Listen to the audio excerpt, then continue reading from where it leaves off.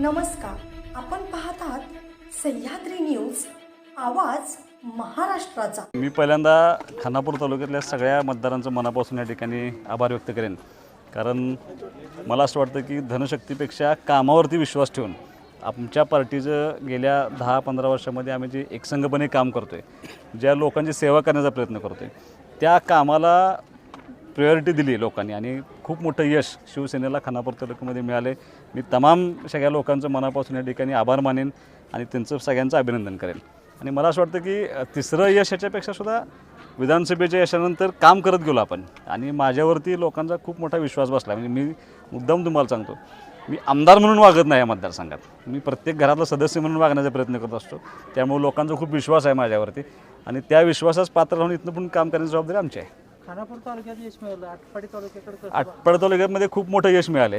म्हणजे 4 पैकी 3 जिल्हा परिषद सदस्य डिक्लेअर झाले, 3ही आपले विजयी झाले। 6 पंचायत समिती गण मोजलेत, पैकी 5 पंचायत समिती आपले विजयी झालेत। निंबोडे गटाची आता मोजणी चालू झालेली आहे। आम्हाला अपेक्षा आहे त्या गटाकडून सुद्धा आम्हाला विजय होण्यामध्ये, पण जे मागच्या वेळेला एकही सीट आपली आटपाडी तालुक्यात नव्हती, पण आता 3 पैकी 3 जिल्हा परिषद सदस्य आलेत आणि 6 पैकी 5 पंचायत समिती, म्हणजे त्याही तालुक्यातल्या लोकांनी आपल्या पार्टीवरती, शिवसेनेवरती आणि सगळ्यांवरती विश्वास ठेवला आहे। या ठिकाणी 4 जिल्हा परिषद 8 पंचायत समितीसाठी विजय मिळवला, पण करंजी गटात तुम्हाला शेवटपर्यंत झुंज द्यावी लागली।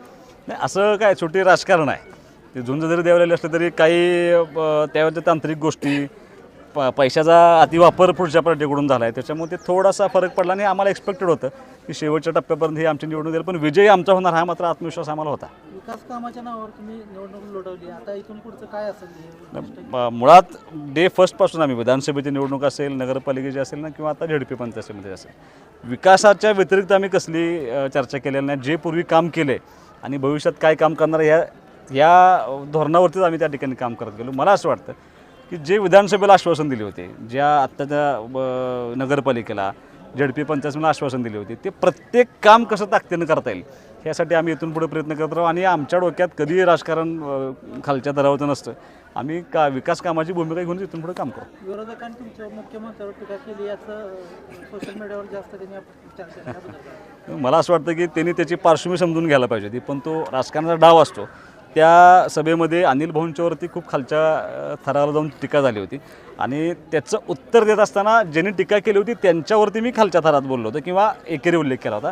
CM साहेबांचा त्या ठिकाणी मी तसा उल्लेख केला नव्हता, पण तसं तरी निवडणूक जिंकता येते का बघण्यासाठी विरोधकांनी ते थोडं हाईप केलं आणि मला असं वाटतं की माझा आरोप आज आहे की पेड सगळ्या न्यूज करायचा प्रयत्न केला त्यांनी आणि त्याच्यामुळं त्याला हाईप मिळालं, पण लोकांनी ते स्वीकारलं नाही। लोकांना माझा स्वभाव, माझे संस्कार हे लोक मला खूप जवळून बघतात, त्यामुळे लोकांना त्याच्यावरती विश्वास बसला नाही। उलट त्याचं उत्तर लोकांनी या निकालाच्या माध्यमातून दिले। संपूर्ण सांगली जिल्ह्याचं निंबोडे जिल्हा परिषद गटावर लक्ष आहे, काय वाटतं तुम्हाला? अजून निकाल त्याचा आलेला नाही, आता काही मिनिटामध्ये अपेक्षित आहे निकाल। आम्हाला अशी अपेक्षा आहे की ज्या पद्धतीनं सगळ्यात दोन्ही तालुक्याचा निकाल लागला आहे त्याच पद्धतीनं निंबोडे गटाचा पण निकाल लागला अशी मला अपेक्षित आहे।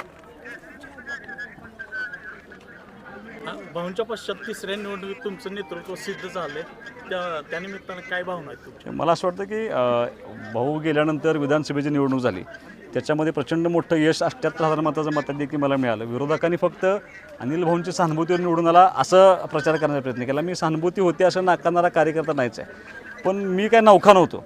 मी जिल्हा परिषद पंचायत समितीला 10 वर्ष काम केलेलं कार्यकर्ता आहे, ते कामसुद्धा मला त्या ठिकाणी उपयोग पडलं आणि त्याच्यानंतर नगरपालिकेच्या निवडणुकीमध्ये सहानुभूती नव्हती। त्यावेळेला आमच्या सगळ्या लोकांनी केलेलं कष्ट, कार्यकर्त्यांचं कष्ट आणि लोकांचा विश्वास याच्यावरती माझ्या नेतृत्वावर शिक्कामोर्तब करण्याचा प्रयत्न शहरातल्या लोकांनी केला आणि ग्रामीण भागाची माझी नाळ अत्यंत जवळची आहे। मी 10 वर्ष यांच्याबरोबर काम केलं सगळ्या लोकांचं, त्यामुळे त्यांनी माझ्यावरती तेवढाच विश्वास आजही ठेवला आणि ते यश मला मिळालं। बाबर पॅटर्न जिल्ह्यात सक्सेस ठरतोय असं वाटतंय का? नाही, हा पॅटर्न जिल्ह्याचा किंवा बाबर पॅटर्न असं नाही।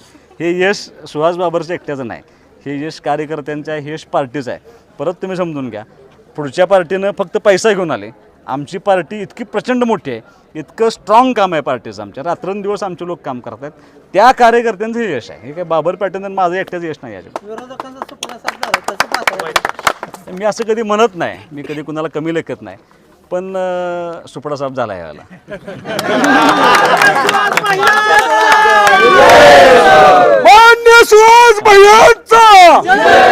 जनतेला काय आव्हान करा? जनतेचं मी मगाशी त्यांचा आभार मानले, त्यांचं अभिनंदन केलं.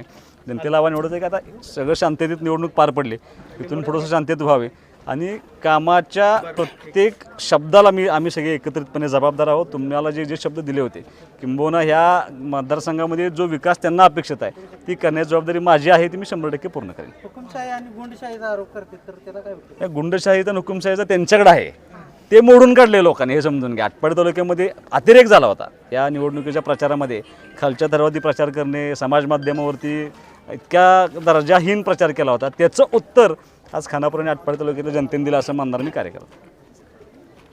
धन्यवाद.